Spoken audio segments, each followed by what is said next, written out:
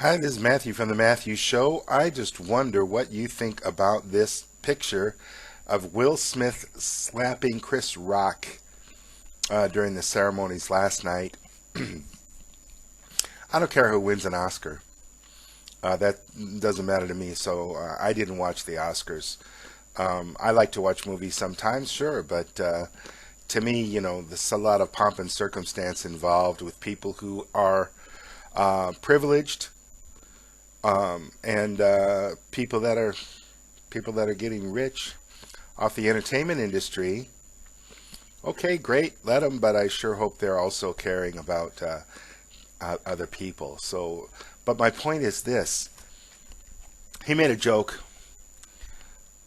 G.I. Jane. I didn't get the joke. G.I. Jane, a movie originally done by Demi Moore, I guess, and he was saying Will Smith's wife, Jada, I guess her name is, would be G.I. Jane 2, and I'm not sure what's so funny about that, but I guess it's an insider's joke or a joke that, you know, Chris thought was funny.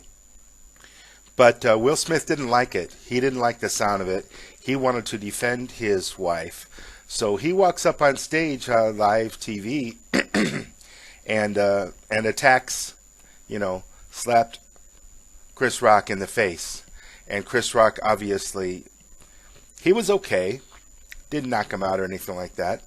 But it sure did shock him, and it was obvious that nobody had anticipated this. And it was real. And it was out of pure anger from Will Smith. Will Smith sat down and was swearing and saying, don't talk about my wife. Keep my wife's name out of your mouth. This kind of behavior I see, in my opinion, Will Smith was 100% wrong for what he did because he was violent. And let Chris Rock say what he wants to say, and his reputation will be affected by that, good or bad or indifferent. Let people say what they're going to say. Don't try to control people from the words that they say. Okay? Let people speak freely, whether they're criticizing the government, whether they're making a joke about your wife. Let that stand.